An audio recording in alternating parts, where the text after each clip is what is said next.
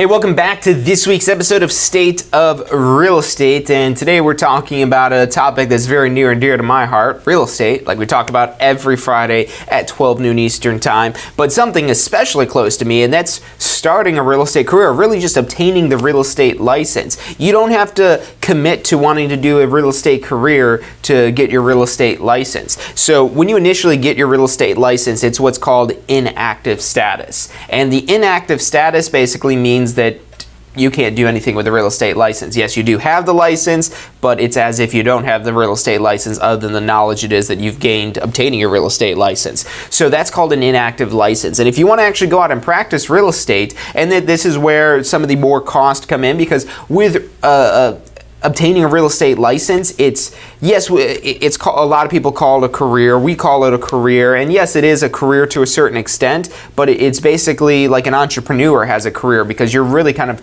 starting a business here. Even if you're registering with a broker or even under an owner-developer, which is more like a job than it is a business, it's still very much like a business within a business, because it's a double-ended sword with this. So if you're the type of person that wants to kind of, just let life pass you by, then unless you're interested in learning about the real estate process, I wouldn't recommend taking the real estate licensing course. But if you're somebody who has some level of motivation, you don't have to be the most motivated person in the world, but if you ever thought about, I wish I could have some extra money to go on a better vacation, I wish I had some extra money to put my kids in a private school, or I wish I had some extra money so I could finally fix my car, or better yet, just get a brand new car, or I wish I had some extra money so if there's some sort of unforeseen disaster and I have immense medical bills, that I'll be able to pay those medical bills. There's the alarming statistic that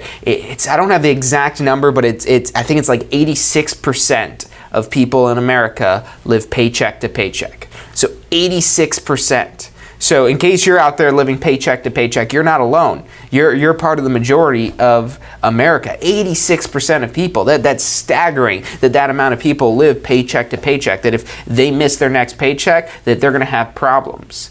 And I've been in that situation before. It's not a good situation to be in. Even if you say, money doesn't matter or all this other stuff here, yes, the money does matter, because if something happens to you, maybe you get injured and you can't work, and whatever happens that you're not getting paid, or something happens, maybe you get fired from your job, laid off, or whatever that may be, and you cut off that income and you don't have savings to last you out so many months, that's a tough situation to be in. That's a scary situation. It's a stressful situation, and I've been through it myself through various circumstances of living paycheck to paycheck, and it's not fun. I don't wish that fate on anyone, but yet at the same time, almost 9 out of 10 Americans live that life. So now, what is it that you could do about that? Well, a couple different things. You could try to earn more money from your current job. That's possible, depending on the type of job it is that you have. It's possible. Maybe you're just trying to get a little bit of a raise. Maybe you're going to work a little bit better, so you get a little bit of a raise. Extra dollar, extra little bit here and there every hour, whatever that may be. But is that really going to solve your financial difficulties? Probably not. And the reason why that it's almost 9 out of 10 Americans live paycheck to paycheck, it's not because that they're not making enough money. Well, to some extent it is. It's that as they earn more money, they tack on more expenses. And this problem, just because you live paycheck to paycheck, doesn't mean that you're below the poverty line. No, there's people making $250,000, $300,000 a year that are living paycheck to paycheck. And it's just a matter of the expenses just continuing to grow.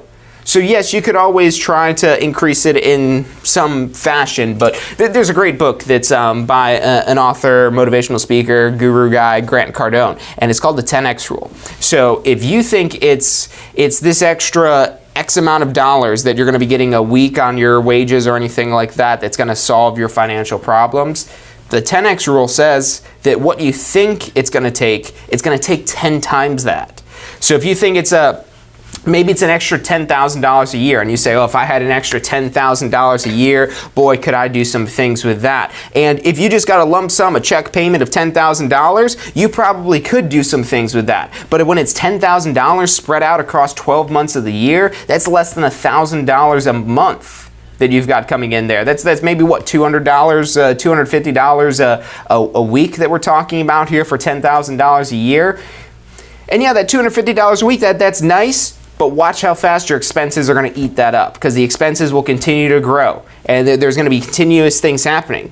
But now, if you notice when I first said, okay, if you got a $10,000 check, just hand it to you right there. Okay, now that money, that's something that you could maybe do something with, whether you're investing that $10,000. And yes, if you're good about money and you're trying to do that across the course of the year, maybe every month, that $200 extra, or every week, that extra $200 you'd be getting that you're putting into some sort of investment or something like that, then yes, that could work. But let's say you've got that huge $10,000 check somehow, some way, shape, or form. We'll talk about how you could get that in a second. You've got that money. Now what is it that you could do with the money? There's another great book from an author probably a lot of you are familiar with. It's Robert Kiyosaki. And Robert Kiyosaki is the Rich Dad, Poor Dad guy. And there's a book called The Cash Flow Quadrant. So absolutely another book I'd recommend. We got to get our Audible sponsorship on here so I can send you guys all the link to Audible. If you don't have Audible, look, I'm not getting any money from them, but I love Audible so much. I definitely recommend it to you guys as well. Go get a subscription on there so you can get some of these books I'm talking about. The 10X Rule by Grant Cardone. Any of the Robert Kiyosaki books, especially the one I'm talking about here, the Cash Flow Quadrant. So in the Cash Flow Quadrant, there's basically 4 different ways that Robert Kiyosaki breaks it down. The Rich Dad breaks it down to 4 different ways you could earn money. It's E, B, S, and I. I think I'm mixing up the order somehow of these. E, B, S, and I. So the E stands for employee. And this is the status quo. This is the most defaulted to form of earning income. So that's the E, and that's what most people are familiar with. You work for somebody, you get paid X amount of dollars, whether that's $10 an hour you're being paid or $200,000 a year you're being paid. It doesn't matter. You're in the E quadrant. You're in the employee quadrant. And in the E quadrant, you're sacrificing the control of your future, and you're sacrificing your possible potential. You're sacrificing the control and your potential for the security that exists in the E quadrant. The E quadrant is the most secure quadrant by default compared to all these. So being an employee for somebody, yes, that does give you the most security, but it has the lowest potential compared to the other quadrants. Now, the next quadrant we have is the S quadrant, and the S quadrant stands for self-employed. Very similar to the employee, except for we're now transitioning the control from somebody else to ourselves. We're taking this on 100%. It's 100% ours. And now, notice the order that I'm going through these with. I'm talking about the employee, we're going to talk about the self-employed, then we're going to talk about the business, and then we're going to talk about the I, which is the investor. And this is all from the Cash Flow Quadrant. It talks about in much more detail in that book by Robert Kiyosaki. So I absolutely recommend that you go into that.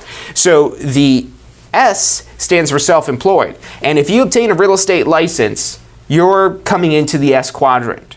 And you could still be employed. And that's the great part about real estate and what I love about real estate so much. You start almost any other business. Now, not almost any other business, because there's a lot of like online things and stuff like that you could do. But we'll talk about those and how that differs from kind of having a part-time real estate gig and what the benefits are with that.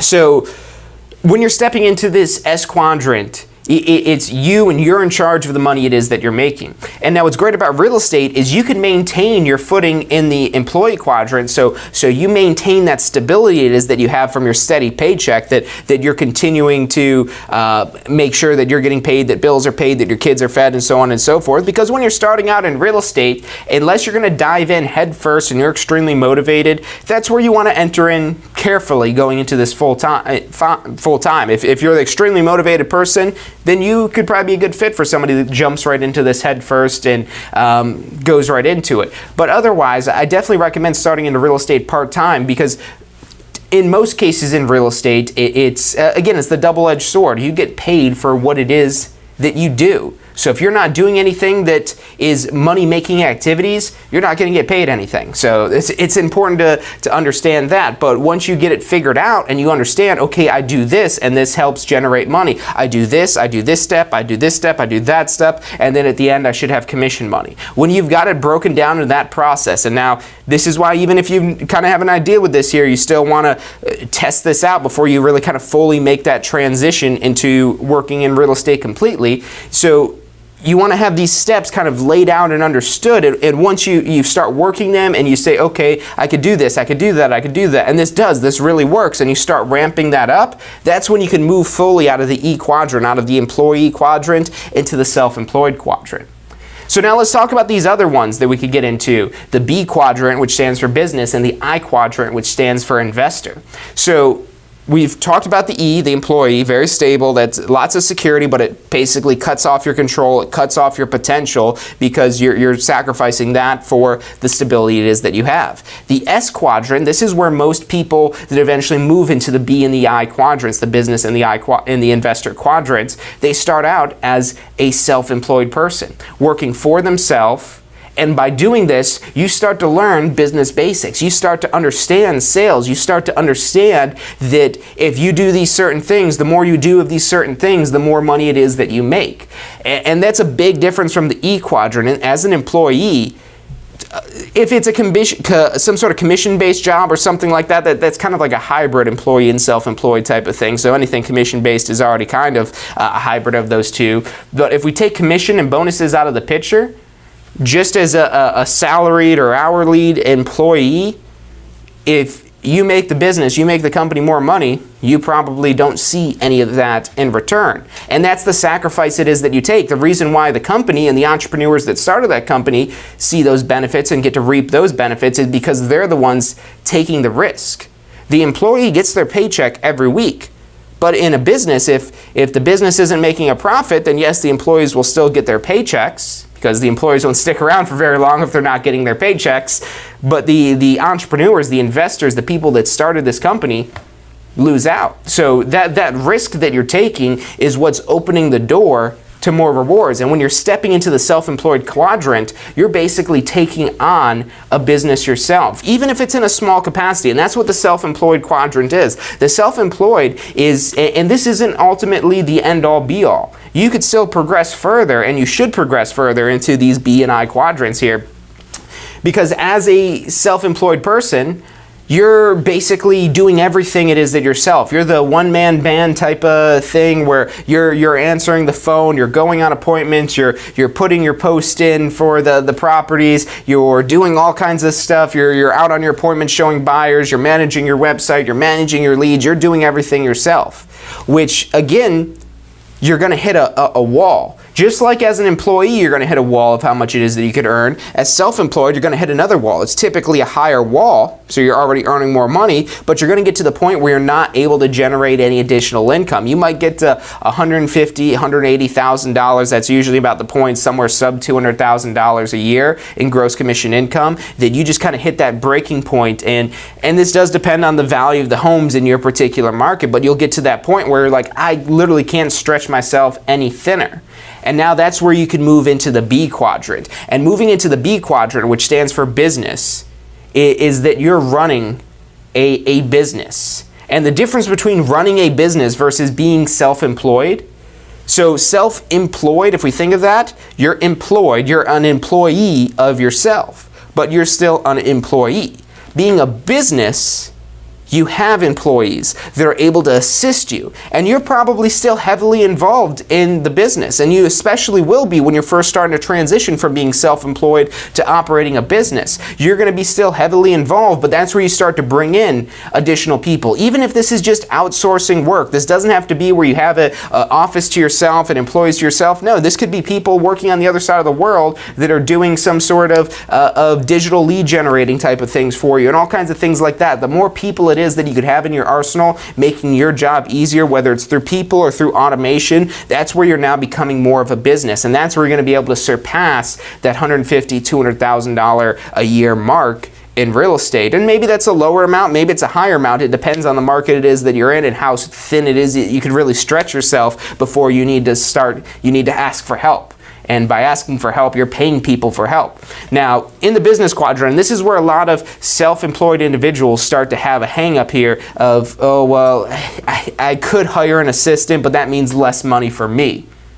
In an ideal world where this is structured correctly, adding that assistant shouldn't be just taking money out of your pocket. That assistant, that anyone else it is that you're adding to your team, buyers agents, ISAs, sellers agents, people that are just calling leads, people that are running your website, people that are managing your leads, all these people it is that you're adding, they shouldn't be taking money from you. If that's the case, then they're not a good fit for your business. They should be helping put money in your pocket or helping keep money in your pocket. That's what this team is that you're bringing on, and that's why you see a lot of real estate teams exist today. That's people that started off in real estate as just a self-employed person working for themselves, and then they've kind of grown, and they've grown their business, and they've grown to the point where, okay, now I need more agents. I need agents on my team because I have more leads than I know what to do with, and I'm not able to capitalize on converting every single one of these leads without some help. So that's where you become a business. And then finally, the last quadrant here, the I stands for an investor.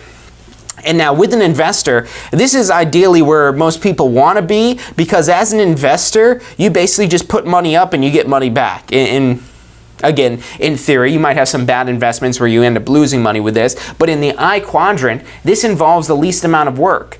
The E and the S quadrant involve the most amount of work, and the B and the I quadrant, but especially the I quadrant, as an investor, that involves the least amount of work, because you're just, instead of time, you're not trading time anymore, you're now trading money. But now what do you have to become an investor? You have to have money.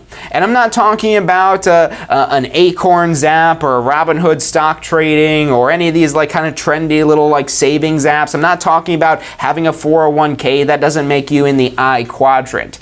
Being in the I quadrant means you have hundreds of thousands of dollars at your disposal to invest. And if you lost those hundreds of thousands of dollars, it wouldn't be the best day, but you would survive. That's what makes you into the I quadrant, and really not even just hundreds of thousands, but plus that. I mean, we're talking hundreds of thousands, if not millions of dollars that you have to put money at something, see if it works, hopefully it does, and you get a return on your investment.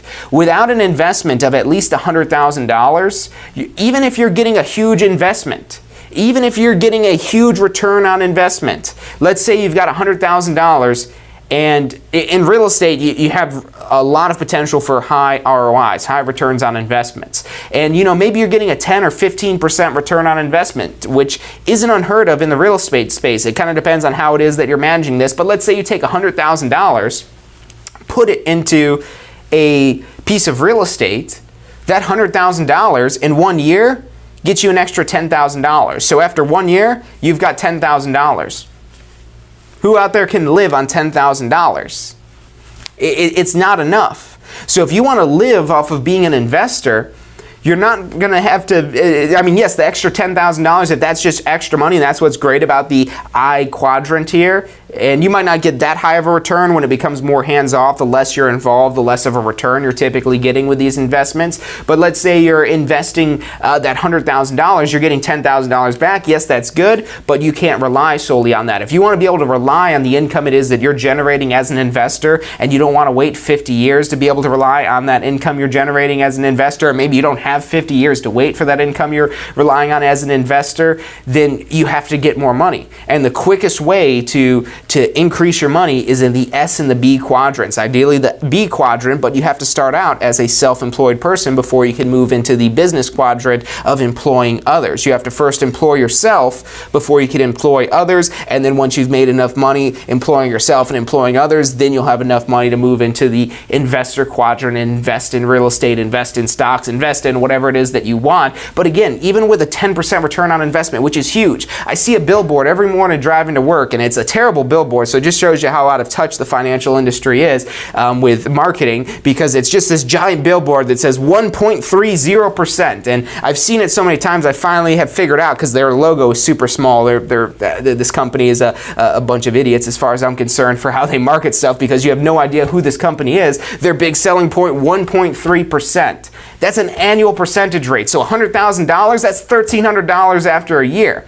I'd rather stand out on the streets and beg for money than you could make more money doing that, begging for money, than you could across a year than you would investing $100,000 in a return that gets you 1.3%.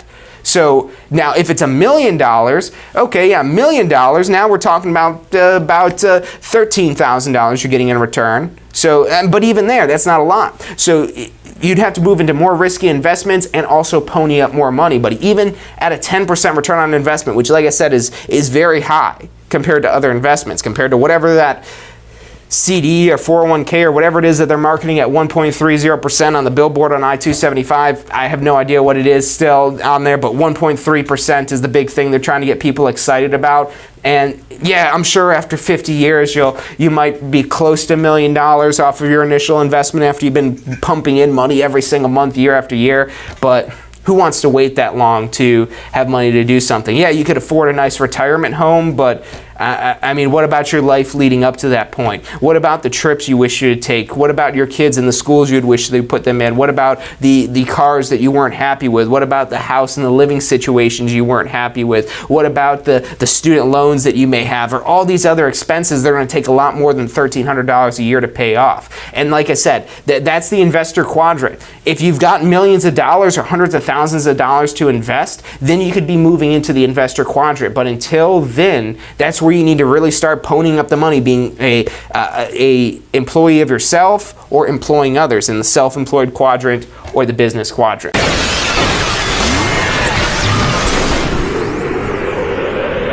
You are watching State of Real Estate. Every Friday at 12 noon Eastern Time. Grow your real estate business. You're watching State of Real Estate.